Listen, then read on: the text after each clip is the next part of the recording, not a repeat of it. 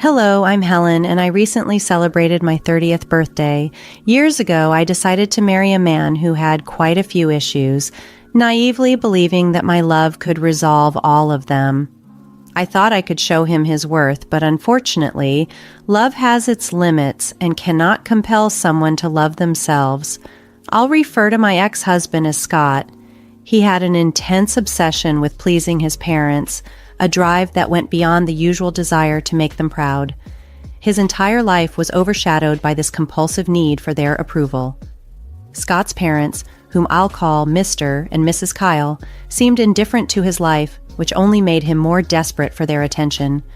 It was painful to see, and it didn't take long for me to realize that I couldn't fill the emotional void they left in him. To complicate matters, Scott frequently used our savings to buy expensive gifts and vacations for his parents, draining our finances on items they hardly appreciated. This reckless spending became a perennial source of conflict between us, and it often felt like I was vying with his parents for his focus, which took a heavy toll on our relationship. Despite the myriad issues and the endless disagreements, I still had feelings for Scott. I held on to the hope that he might break away from the unrealistic expectations set by his parents and find true contentment within himself. It became painfully clear that my love alone wasn't enough to shield Scott from the negative influences of his parents.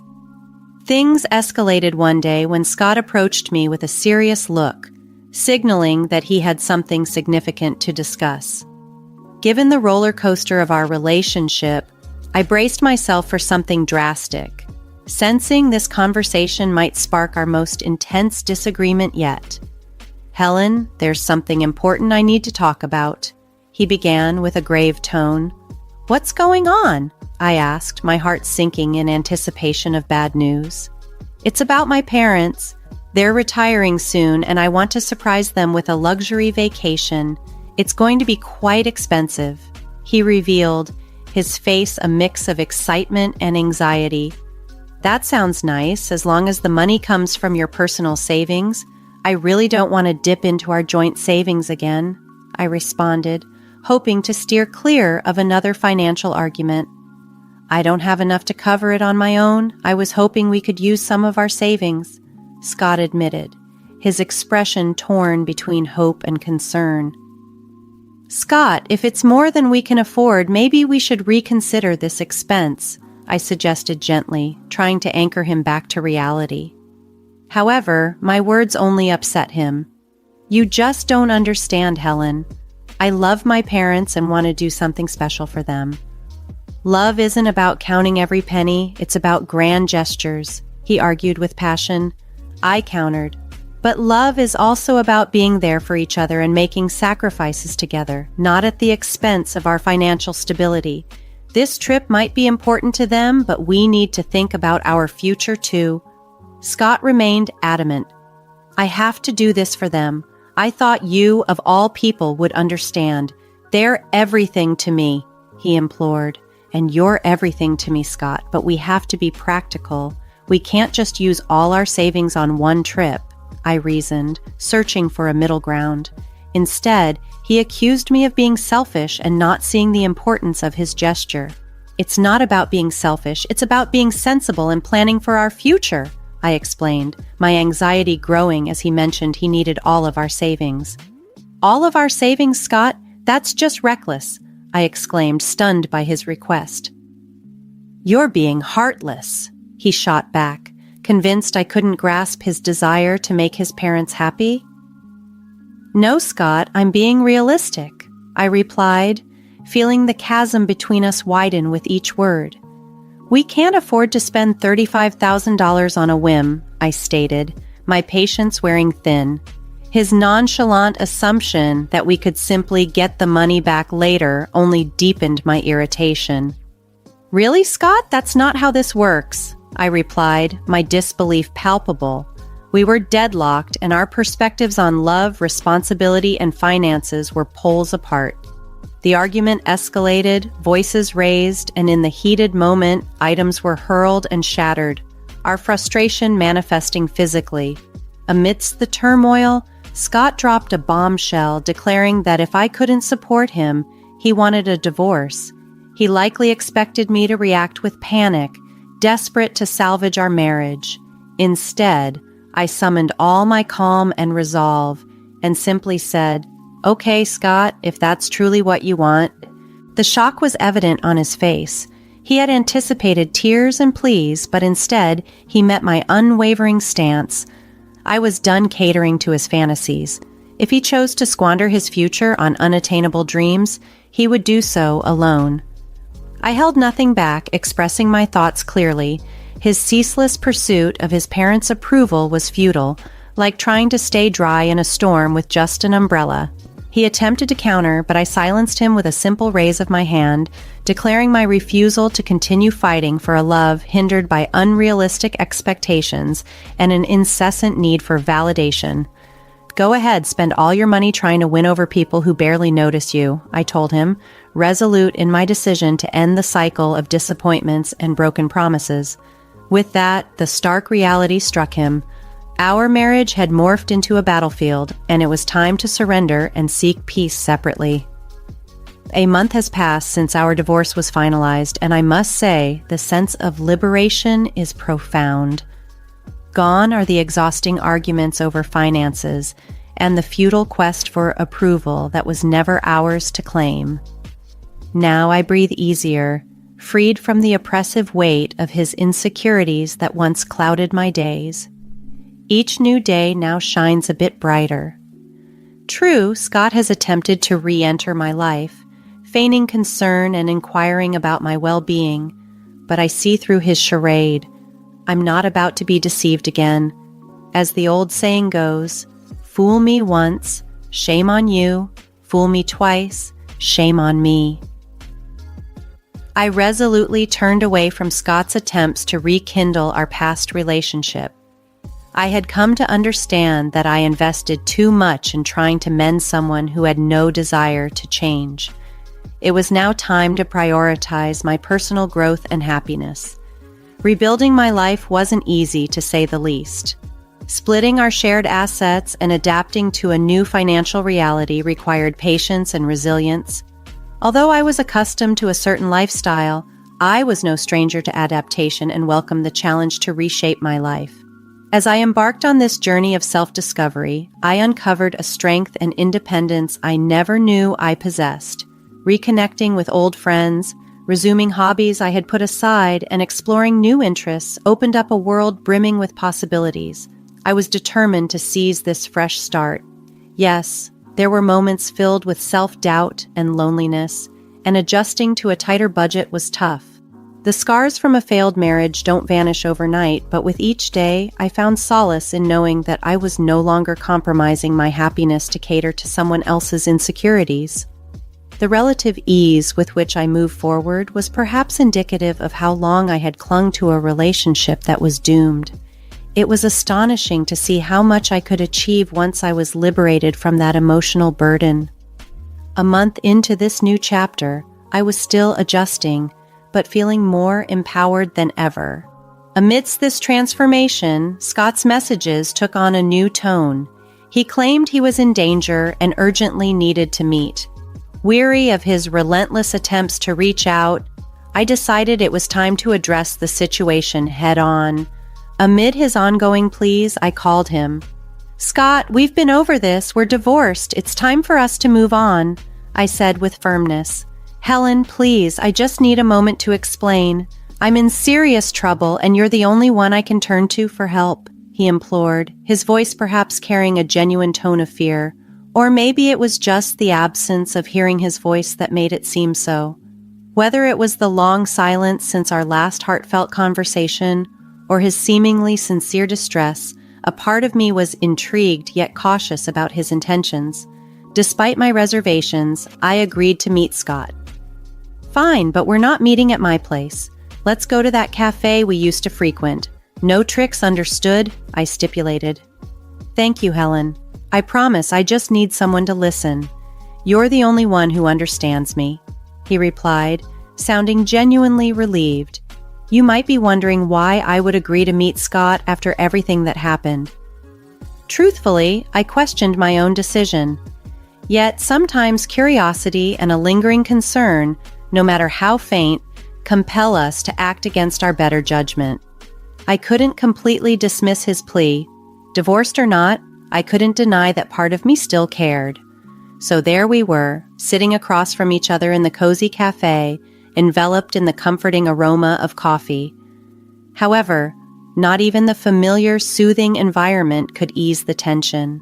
Watching Scott, with anxiety etched across his face and those deliberately sad eyes trying to tug at my heartstrings, was almost comical. This time, though, I remained unmoved. I leaned back, composed and in control, prepared to listen, but determined to keep the conversation on my terms. "Okay, Scott, you have my attention for now. What's this danger you're supposedly in? Just so you know, I'm not here to save you. I'm done cleaning up your messes," I stated, my tone firm yet open to hearing him out. Scott sighed deeply, his face a blend of regret and desperation that was almost pitiable, but I steeled myself against any emotional manipulation. "I know I've made mistakes before, Helen, but this situation is different. I've gotten involved with some seriously bad people. I owe them a lot of money, and they're not known for their patience," he confessed. I raised an eyebrow, skeptical of his melodramatic tale. "Really, Scott? Dangerous people? Are we revisiting the tale of your imaginary friends who seem to attract trouble?" I couldn't hide my disbelief. Scott's expression shifted to one of hurt and frustration, evidently hoping for a more sympathetic response. "No, Helen, this isn't made up. I'm in deep trouble and coming to you as my last resort," he insisted, his voice tinged with desperation. "Let me guess, you spiraled after our divorce," I continued, piecing together the predictable pattern of his post-separation choices. As Scott shared his predicament, my voice unintentionally rose, attracting the attention of other cafe patrons. I shot them an apologetic look, trying to regain my composure. "Look, I got caught up in something foolish, I admit, but now I'm in a mess that's bigger than I can handle alone," Scott confessed, his eyes filled with a desperate plea. My frustration was close to boiling over. How could he just waltz back into my life with yet another crisis? Yet, beneath my irritation, a faint shadow of empathy lingered. "How much are you in for?" I asked, bracing myself for the answer. $120,000, Scott responded sheepishly. $120,000, Scott? Are you out of your mind? My outburst was louder this time, drawing sharp glances from around the cafe. I didn't bother with an apology. Anyone overhearing our conversation would likely understand my reaction. "Helen, please, I'm begging you. I've got nowhere else to turn. I know I've made a mess of things, but you're the one person who really believed in me," Scott pleaded, his eyes glistening with a sincerity that momentarily reminded me of the man I once loved. But those days were long gone, and my priority now was self-preservation, even if it meant walking away from him. "Don't pull at my heartstrings, Scott. It's way too late for that. When you said you needed help, I thought you meant maybe $20,000, not $120,000. You've completely lost it," I responded, my voice a mix of disbelief and indignation. Overwhelmed, Scott began to cry, seemingly oblivious to the uncomfortable glances from other patrons. "Scott, calm down. This isn't the place for a scene," I said firmly. "What's going to happen if you don't pay this back?" "They're threatening to harm me, Helen. I'm not joking. This is really bad," he managed between sobs. His words hung heavy in the air, leaving me torn between my lingering concern for his well-being and the need to protect myself from being dragged back into his chaos. Seeing the seriousness of his situation, I was forced to consider the gravity of the risk he faced. I softened my approach. "All right, Scott, start from the beginning and tell me everything," I urged gently. He then recounted his attempts to fund an extravagant trip for his parents. He had borrowed money, trusting a friend who ultimately let him down, plunging him deep into debt. As he narrated his missteps, I felt a mix of frustration at his reckless decisions and a reluctant amusement at the outcome. "So, you borrowed money from risky people to impress your parents, who hadn't even noticed your efforts? Is that what happened?" I asked, seeking clarity on the sequence of events. Scott's expression fell and tears streamed down his face as he faced the painful truth. Yes, ever since they went on that trip, it's like I don't matter to them, he confessed, his voice laden with regret. Even though I was irritated, I couldn't help but feel a twinge of sympathy for him. It was a harsh lesson for Scott, and seeing him so remorseful stirred a compassionate response within me. You've really gotten yourself into a tough spot, I remarked. Scott, I know you don't want to hear "I told you so," but you did create this mess yourself.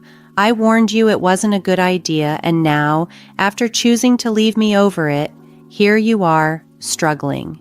You invested everything in trying to make your parents happy, but all you received in return was their indifference. It's a hard lesson, but it's one you needed to learn, I explained, feeling a mix of concern and resignation. This was a bitter truth for both of us. Scott had pegged his self-worth on people who couldn't appreciate his sacrifices, and I had to come to terms with the fact that I couldn't shield him from his own decisions. I hoped that confronting these tough consequences would help him realize that I had always been on his side, but his relentless quest for parental approval was his undoing. As we sat in silence, the weight of our shared past, filled with broken promises and unrealized dreams, was palpable. I realized it was time to completely let go. No more second chances, no more attempts to mend what was beyond repair. Scott needed to confront the outcomes of his actions on his own, and I needed to move forward and find my path to happiness. I hope you find a way out of this, Scott, I said, my voice carrying a firm tone of finality. You're not going to help? Scott asked, looking genuinely surprised. No, I'm not, I replied. Why not? He pressed. Because I don't have the money to bail you out. And even if I did, taking on a huge loan that I'd be paying off for years isn't something I can afford. I can't afford to be as reckless as you've been, I explained, my tone steady and unwavering. Come on, Helen, please, I'm begging you, he pleaded, his desperation palpable. Scott, expecting me to fix this for you, especially given how you're acting, isn't realistic, I said, feeling my patience thinning. Yeah, I did expect that. You're my ex-wife, not my enemy, he replied, still clinging to a shred of hope. But it was clear our lives had taken different paths.